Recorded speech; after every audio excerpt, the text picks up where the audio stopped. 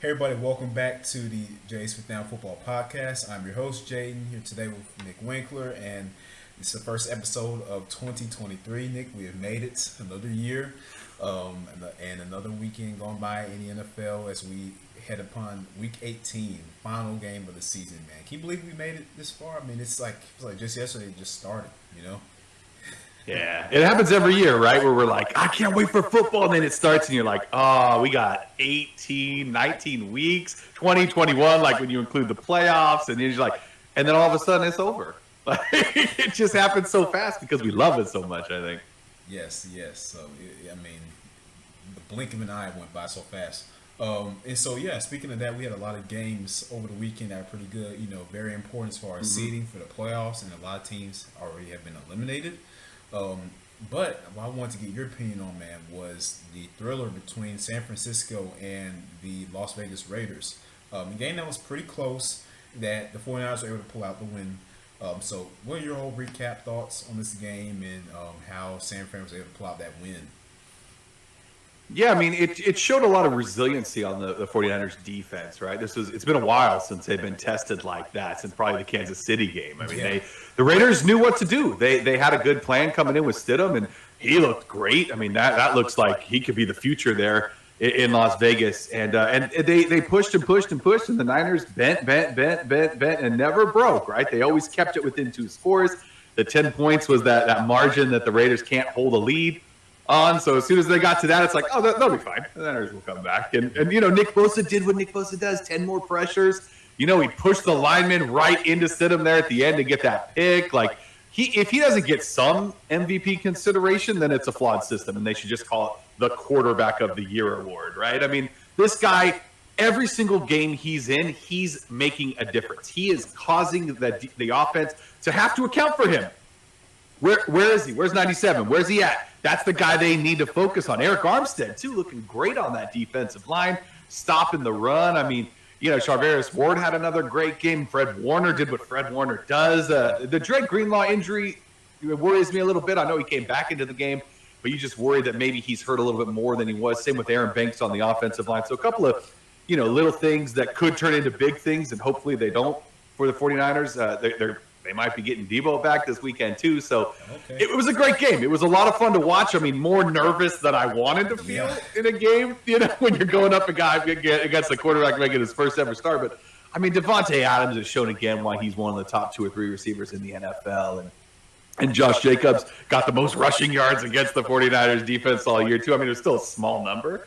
But, he showed why he's the NFL's leading rusher. They've got a good team there in Las Vegas, and I hope they figure out something here in the offseason and they can come back next year stronger, because they're very close to being a good team. I don't think Josh McDaniels is the answer, though. I don't think that's it. Yeah, I agree with you. It was a good game, and it just showed you that, like you said, the resilience, and just being able to fight, which is why I believe this 49ers team, I mean, you have to put them up there with the best team in the NFL, like up there with Philly, and you have to put them up there with them. I mean, I honestly see them as the only real threat to the Eagles come postseason time, and they have to play. They will play at some point, and so that's going to be interesting to see how that goes. And you said they get Debo Samuel back this weekend, hopefully, so that'll be good news for them. So yeah, and next game up is against the Cardinals. So. I know it doesn't really make that much of a difference, but I mean, what's it look like going into this game against Arizona? Yeah, I mean, you love what Brock Purdy did too, right? I didn't even mention him in a great game, or Christian McCaffrey, a guy who, if you gave out an MVP award for the game, it might be Christian McCaffrey for how well he played, almost 200 yards. George Kittle, he's the man. I mean, Brandon Ayuk had another big game. Like, there's a lot of good things for 49er fans to hang their hats on, and the same cannot be said for the Arizona Cardinals. Like, they have had a nightmarish season. Their head coach is going to be gone. I can't imagine Kingsbury coming back. They're on their 4th quarterback. It's been a rough year for them. I hope the 49ers don't look past them. At the same time, I hope they try to stay healthy. I hope they play it smart. Maybe they come out and score a couple of, touchdowns early and then get real smart and just give Jordan Mason the ball a bunch. Just really slow things down and try to control the clock. And hopefully that's what happens this weekend. There's a lot of great games. I mean, you got and anything could happen. That number one spot's still up for grabs, right? I mean, Dallas, Minnesota, San Francisco, Philly, like, and then I'm really looking forward to the game of the weekend for me is going to be that Green Bay Detroit game that they flexed into the Sunday night game. Yeah. Because, I mean, it kind of sucks, though, because if Seattle wins earlier in the day, then it's kind of nothing for Detroit, right? That being said, I don't think Dan Campbell is the type of head coach that would let his team not show up for a game, even if they're already eliminated from the playoffs, especially against a division rival in Green Bay. But it's nobody wants to play Green Bay right now, and I don't think if Detroit wins, I don't think anybody's going to want to play Detroit either in that first round of the postseason. So it's a lot of great stuff coming up this weekend. I don't think the 49ers have much to worry about. But that being said, it's a crazy game, the NFL. You never know what's going to happen week in and week out, so they better show up. Yeah, well, the Cardinals are coming off against a loss, to the Atlanta Falcons on Sunday, and so they were able to get the win there over Arizona by a Younghoe Koo field goal.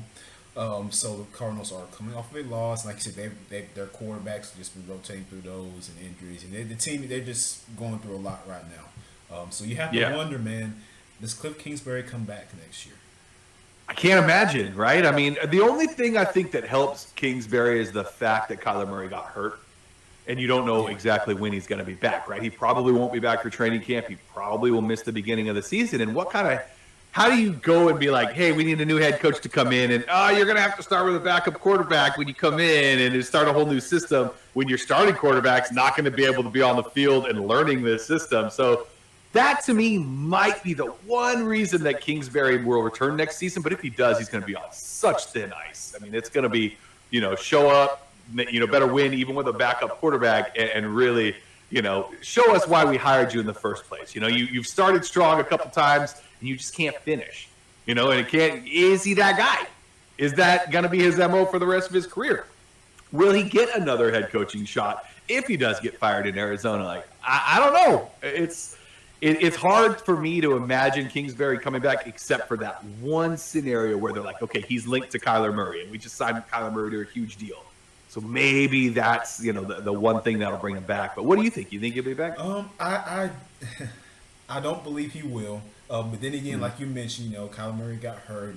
But it's the other things besides that, just the fact that some of the coaching, the play calls, the decision making, in certain games. If you've seen Arizona this year, it's been very questionable.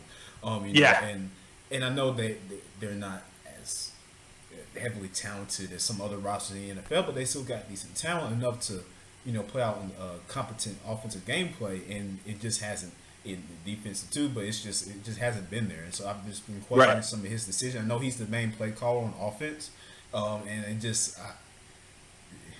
It's very questionable. I'm with you. Yeah, I mean, he just doesn't look like he has full control of his team. I don't know if the guys believe in him. Like, there's just so many question marks when it comes to Cliff Kingsbury that, I wouldn't be surprised at all if he's the first guy fired, after these games on Sunday night. Like, I don't even think they wait till Monday. I think, like, he goes in the locker room, the GM's like, come on in, let's have a seat, let's talk about this. Right. But, man, you mentioned a few teams in the NFC. That number one seed is up for grabs right now. And now Jalen Hurts is slated to return in Week 18 against the Giants. He missed the last two games against the Cowboys and the Saints, both of those being losses. So for Philly, coming off of those losses, man, like what's – you just played the Giants. You're going to play the Giants who just won, and they're feeling good. Like, should the Eagles be a little bit, should they be concerned Definitely.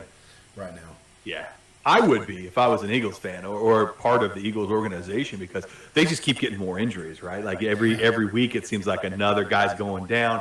Not to mention, you don't want to go into the postseason riding some losses, right? And so the one thing they do have going for them this weekend is obviously, other than the Jalen Hurts stuff, which to me is worrisome. I would not put Jalen Hurts in there if it was up to me, because you're playing a Giants team that they're in, right? They can't improve their position. They're locked into that number 6 spot. They cannot go up to 5 because that's where Dallas is, and they're not going to catch Dallas, and they can't go lower because they've already got a big enough lead over that 7 spot. So I don't know how much the Giants are going to play their starters in this game.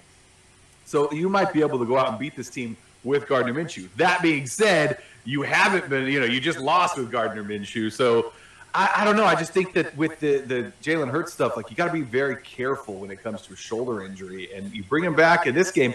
What if you lose this game? What if you bring Jalen Hurts back and you lose? What's your confidence as you've lost the number 1 seed and you're going into the postseason with your savior who just came back and you aren't able to get a win? Like, I don't know, man. It's a tough spot right now. I'm glad I'm not an Eagles fan right now. Me either. But I mean, hey, at least they're fans of a team who was in the postseason, so I give them that. Right. As a Niner fan, I'd rather be where the Niners are, riding a huge winning streak. 9 games, let's go. Yeah, huge, man, huge. And I honestly think that I wouldn't put Jalen out there this weekend, but we'll see what happens. You also see why they would, right? Because then if you win, then you get that bye. Yeah. And you get home field throughout. So it's a tough spot, that they find themselves in right now. It'll be interesting to see how it turns out. I can't wait to find out. Yeah, me either, man. It's going to be great. It's going to be a great game. Mm-hmm. And these playoffs are going to be really interesting. Like you said, nobody wants to play Detroit and, those teams in the first round. I mean, Packers, they haven't – the improvement they've made, especially with that blowout win over the Vikings yesterday, which I wanted to talk to you about, man. Is it Minnesota? Like, is it time to worry about them a little bit now? Because they've had some of these games where they just – they've been able to finish in these very close contests this year, but at the same time, they playing these really good, talented teams. They had a couple of losses, and this one is very concerning to me. That was a butt kicking. 3 picks. Yeah, not good. Where was Justin Jefferson? Like they tried to get him the ball a couple times, but with the playmaker like that, like I'm throwing 10 passes his way minimum. Like I don't know. I think Minnesota's kind of a pretender. Like you say that, but then you look at how many 1-score games they won, and it's like an NFL record, right?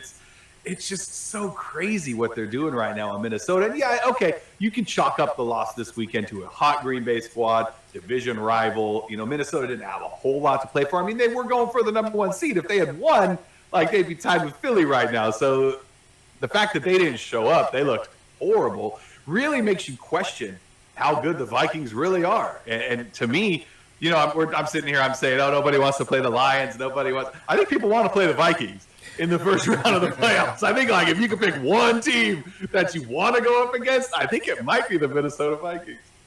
Yeah.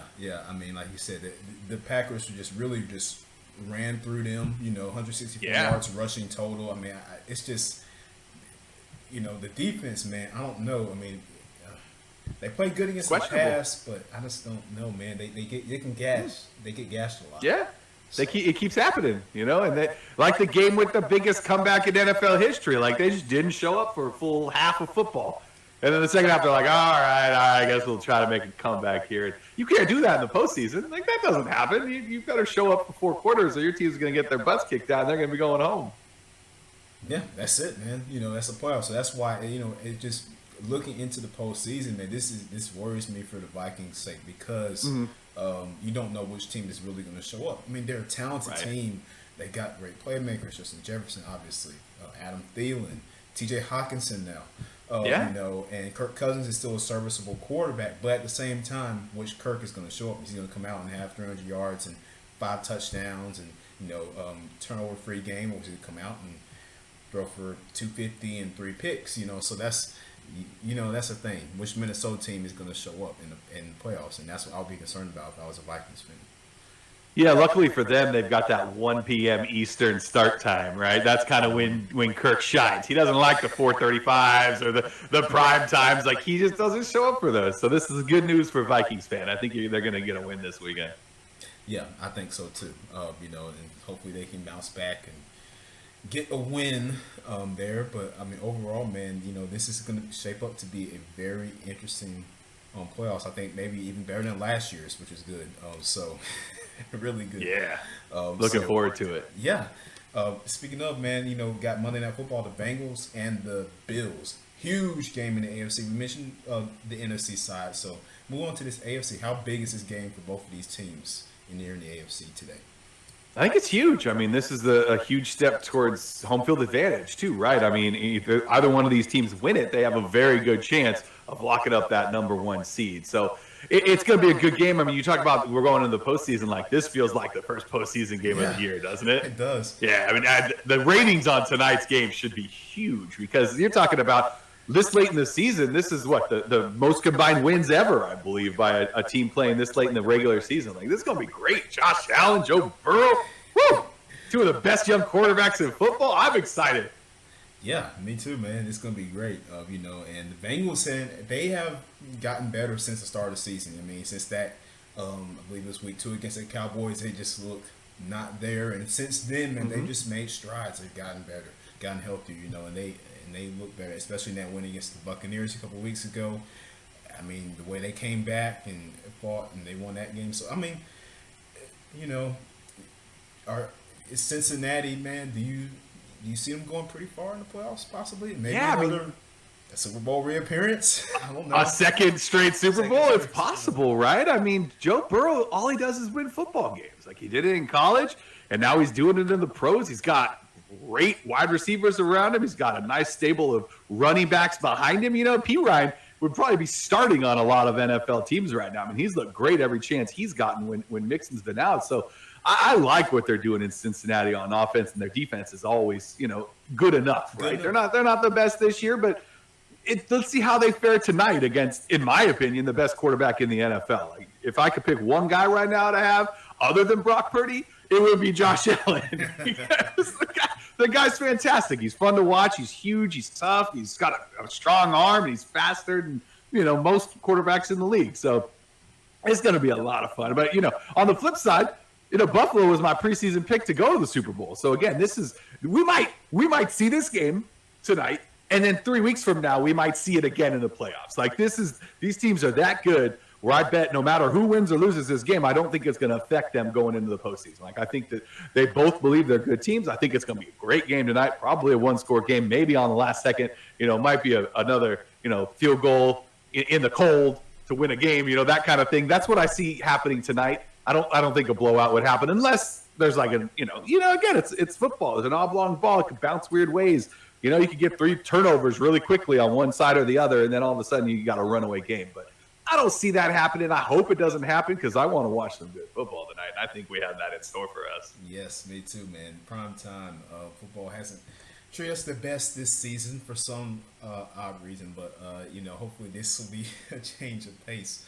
Here. And tonight with the Bengals and the Bills, Josh Allen and Joe Burrow. It doesn't get any better than that, man. And it doesn't. It doesn't, right? I mean, it's like, I don't know. What better could you get? I mean, maybe you throw Mahomes in there, and that might make it a little bit better. But I mean, this is really good. This is the defending AFC Championship Bengals against the Bills and Josh Allen, who has probably the most potent, explosive offense in the league. Like, here we go.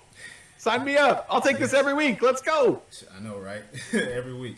And so, speaking of the AFC playoff race, as we already mentioned with the NFC, other than the Bengals, the Bills, and the Chiefs, which everybody's pretty much saying are the top 3 teams in the AFC, are there any sleeper, maybe wildcard teams that could give any of those top dogs any trouble come postseason play? Maybe Jacksonville or... Yeah, I've been saying Jacksonville for a while on this podcast, right? I mean, I do believe in Trevor Lawrence and Travis Etienne. Like, I like what they're doing. Their defense is solid. If they get into the postseason, right, and they can make a little run, I truly believe that. I don't think I would put the Chiefs, the Bills, and the Bengals in a tier and then everyone else below them quite a bit. But that being said, you get in the tournament, right? That's what you do. You get in the tournament, you get hot, you can win a Super Bowl. The Giants did it twice. So it can definitely happen. And I wouldn't – anybody who makes it, I legitimately think has a shot to go. So for me, yeah, I would put Jacksonville at the top of that list. Tennessee, really question mark, with the whole quarterback situation. That would worry me if I was any of them. And the Miami, I mean, who knows what's happening there? Like, so many question marks at quarterback. Like, oh, man, that's rough. Yeah, and speaking of the Dolphins, Tua, obviously, man, I hate to hear this from man. It sucks. And it's horrible. And now Bridgewater is slated to start this weekend for Miami once again. Mike McDaniel already made that known to the media, so Tua will not be part of the quarterback rotation there for the Dolphins. But I mean, This just sucks, man, for Tua, doesn't it? Yeah. I mean, you're talking to a 49er fan, right? The greatest left-handed quarterback of all time, Steve Young. This is why he had to retire. He got concussions, and then he got another one really quickly after, and he was like, nope, done, out. Yeah. And so you hope that isn't what happens with Tua. But that being said, there has to come a time when someone needs to tell him, like, hey, buddy, like, this isn't good for you. We got to think long term here. Like, yeah, you're really good at this game, but you keep getting your head hurt. And that's like the most important part. Yes. And let's not forget the major injuries he suffered in college, too. Yeah. Like, his body has taken a beating over the last 5-6 years. And there has to be someone in his life, right, that's telling him, like, look, it's just money. You know, it's just a game. Like, you can do other things. You can get into coaching. You can do this. You can do that. But there has to be a point where you protect somebody from themselves. And I hate that I'm saying it because he's fun to watch, especially in that Mike McDaniel's offense. Like, that's been one of the highlights of the season is watching that happen. And so it pains me, too. I'm right there with you. This really sucks for Tua. Yeah, it does, man. And the Dolphins as well, because, again, just that the AFC, man, it is a tight playoff race. You know, you got teams like the Winkler, they're still in it. And of course the Ravens, but Lamar Jackson, he's been out, so we don't know if he's coming back. So I don't know. It's crazy with that, I mean, shoot, even the Steelers got a chance to sneak it in there, man. They got to win Sunday night. So Chargers sticking around. Like, there's a lot of teams like they're getting healthy too. I mean, Bosa's practice window's open, and they got Mike Williams back. And I mean, Austin Eckler, what he's doing over the last 2 or 3 years has been incredible. For an undersized running back to put up the kind of numbers he's done. And Herbert, he's also one of those young quarterbacks that you would take, right, over almost anybody else. Yeah. Yeah, and we've said all of this, right? We've talked about all the NFC and the AFC, and we haven't even mentioned the greatest quarterback of all time, who is now in the playoffs, who you don't want to face Tom Brady in the playoffs. You don't want to do it. They're garbage. I get it. They look horrible. I still wouldn't want to play Tom Brady in the playoffs. Yeah, you don't. But, I mean, Nick, now listen, I'll say this. They had a very convincing win over Carolina yesterday. Mike Evans, over 200 receiving yards. Like, bro, huge. That's crazy. And they look good. The offense finally looked competent for once. It looked. They played a full game. It looked good. They look good. And I don't know, man. It's just we've been saying, when is Tom gonna, when they're gonna kick it in? Where they're gonna get going? When it matters, right? And and so I don't know, man. Can the Bucs make a push? Yes. Yeah, I mean, you have Tom Brady as your quarterback. The guy's been to 10 Super Bowls. Like, yes. I don't want it to happen, obviously, but I would never count it out. I would never bet against Tom Brady. I wouldn't do it. I'm not a dummy. So a lot of people have made that mistake before and didn't go so well. Yes. So he's made me a lot of money in my life. Right. Man, I mean, you never count Tom Brady, and we've even heard rumors about Gronk possibly coming back. I don't know if he does. Man, I don't know. I don't think so. I think they got enough going on right now. I mean, obviously, it'd be a huge boost for Brady. I mean, that's his guy. Yeah, it would be. Yeah. Like I said, man, playoffs, it's going to be interesting, man. We have a great game on tap tonight with Buffalo and Cincinnati. And can't wait. That's going to be good. Monday Night Football, 8:30 on ESPN. And then, again, Week 18 following up. So, just to finish out the year. Nick, who I'm going to ask you this, man.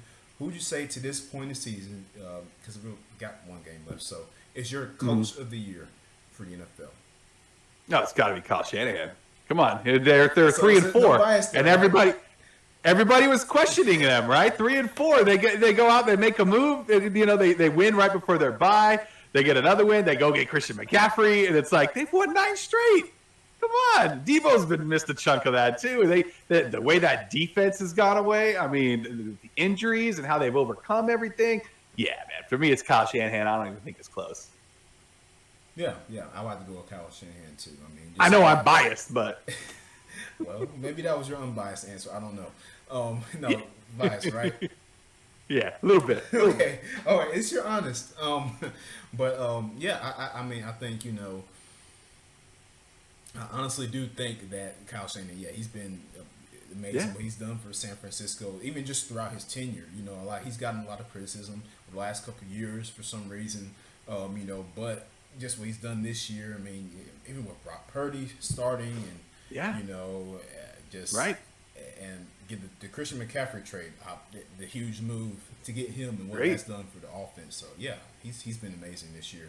Yeah, I like what Sirianni's doing in Philly, obviously, but at the same time, it's like they're doing a bit of a nosedive, right, at the end of the season, and you don't want to see that. No, you don't at all. Brian Daboll, I mean, let's not count him out either. I mean, you're talking about a guy that's turned around a New York Giants franchise. Like, he's got to be up for some consideration, right? Yeah, he does. He does. I mean, first postseason appearance since 2016, when Eli and Odell were on the that's team. huge. That's been How about Dan Campbell? What he's done in Detroit? They were 1-6, 1-7. Like, that's crazy. How they're even in it here at Week 18. Like, that's awesome. He better get some consideration too.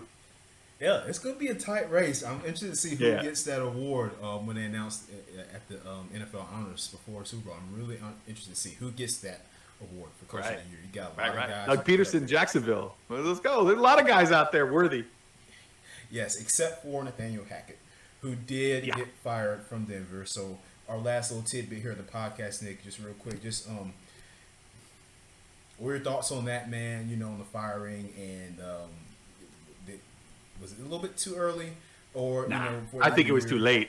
Too late. I think they waited too long on that one. I think they early on you could see it wasn't working, and they waited and waited and waited, and we're hoping they could turn it around, and it didn't, and he's gone. And I wouldn't be surprised if D'Amico Ryans is the head coach of the Denver Broncos next year.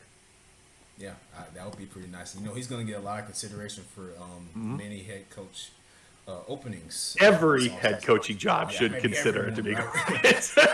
They would be foolish not to at least interview him. Yes, they would be.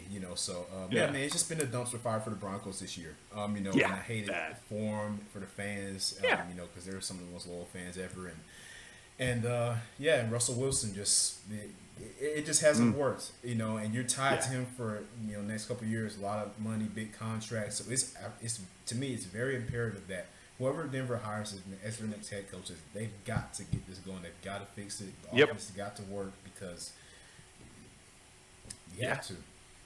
I'm with you. Yeah, so they might not go D'Amico Ryans, right? They might go more somebody on the offensive side of the ball, to try and fix what's wrong with Russell Wilson. But I think a lot of what can be solved on offense, you can start on defense first. Because when your defense is out there playing well and giving your team good field position, it looks different. But when your team's out there, just getting run over, and then all of a sudden the offense is back out there at a short field or at a really long field, right? They're pinned deep.